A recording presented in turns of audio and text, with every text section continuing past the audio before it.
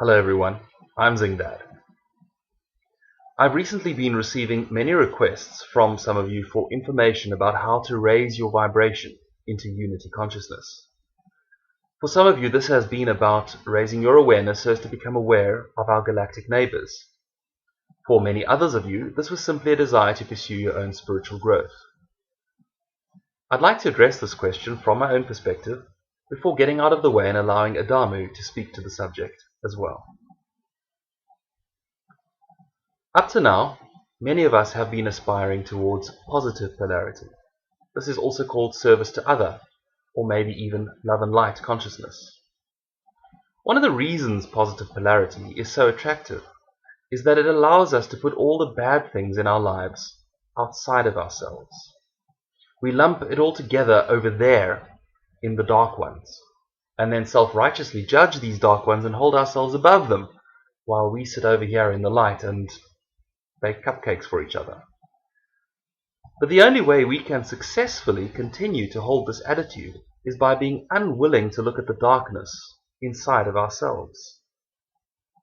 We hide from ourselves that we too are capable of doing harm, and we reject the fearful, angry, negative, and destructive thoughts and emotions that are inside all of us.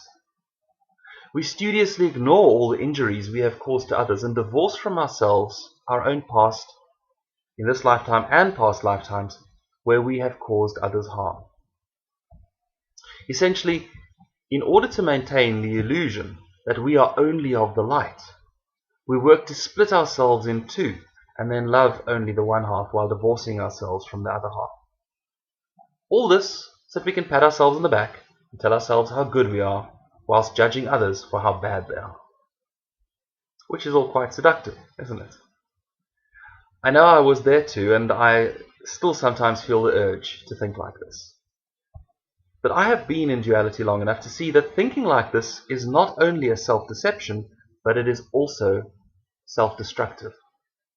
In my life, I have seen that every psychological, spiritual, emotional, and physical trauma that I have had was rooted in some long-distant, forgotten choice that I took to judge and reject some part of myself, because I decided it was wrong and unlovable.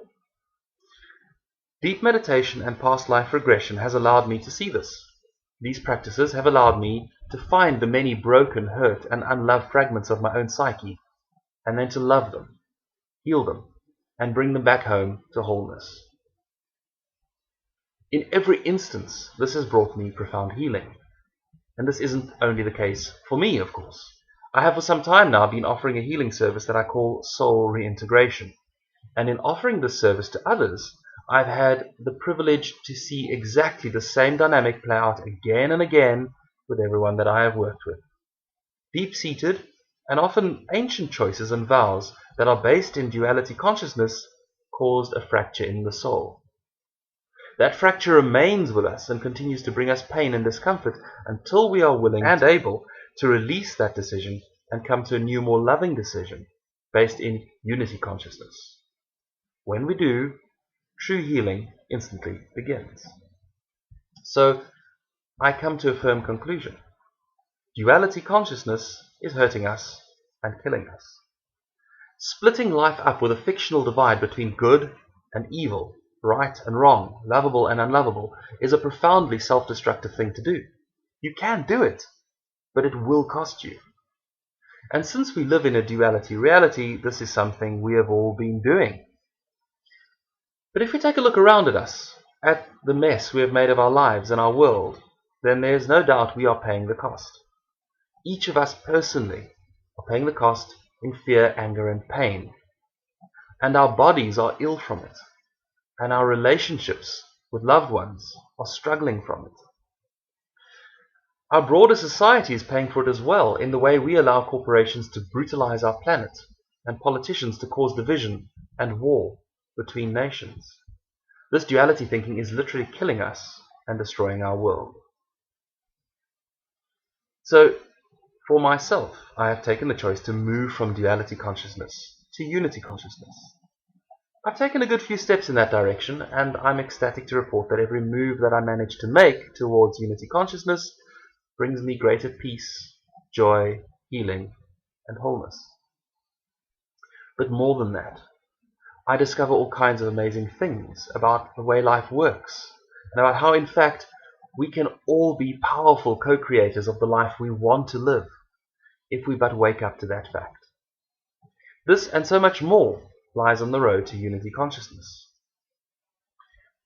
For me, the journey started with a whole lot of getting real with myself.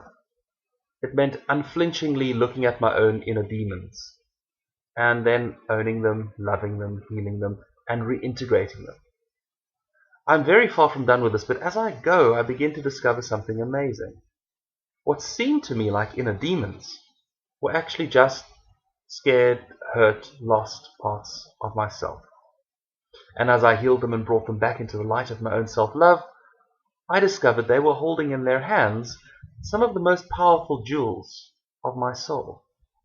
Some of the best parts of myself were lost with those lost parts of self. One of the things I discover, for example, is true compassion for others. You see, in my own past life and in this lifetime too, I have done some really hurtful things to others. I have certainly been of the dark. And as I bring that back to myself, I realize I can't judge others that are there now. I was there too. They're playing out that same drama now. And that brings me compassion. And those who are engaged in the victim drama as well. I've been there too. I've been a victim. I know what it's like. So I cannot judge those that are doing that now. I feel only compassion. I've stood in negative polarity and I've learned how bad it can feel. I remember it well. I've stood in positive polarity too. I've played the rescuer. What confused me about trying to be the good and kind rescuer of others is that it never seemed to work out the way I wanted it to. No matter how hard I tried, I kept finding myself locked in a dance with those of negative polarity. You see, these two things go together. And so I kept finding myself being victimized by those that I was trying to rescue. Until I realized that this wasn't working for me, and I discovered another jewel of the soul. I discovered the wisdom that despite the great compassion I felt, this dance is not my dance. I'm not here to rescue anyone. Rescuing others simply doesn't work. This wisdom teaches me that I'm the only one that I can change. But if I do awaken myself, and if I do live the change that I desire to see in the world, then, almost like magic, I find myself being of assistance to others who are attempting also to awaken. I do this not, of course, by rescuing them, but by pointing them always in the direction of their own truth, and showing them to their own self-healing. And as I do so, I discover more of my own truth and more of my own self-healing. So this is what I am doing. I'm heading towards oneness, and I'm sharing what I know and what I discover as I go. Besides wisdom and compassion, some of the other jewels of the soul that I have discovered include the fact that we are each very powerfully creating our own reality with our own thoughts and beliefs about ourselves. By joining together to do this, we're quite literally creating the reality we're living in. I discovered there are certain tools which we can apply so that we can become more conscious of this process of reality creation and learn to create more of what we do want and less of the destructive, painful mess that perhaps we are giving our creative energies to right now. There are many other such jewels of the soul, and each will discover their own as they go. But the point is that as we begin to truly align with Source, not just the happy candy floss, love and light side of this duality, but with all of the oneness of Source, then Source energy begins to flow through us. We find healing, connection, belonging, authentic power, magic, marvels, and mystery.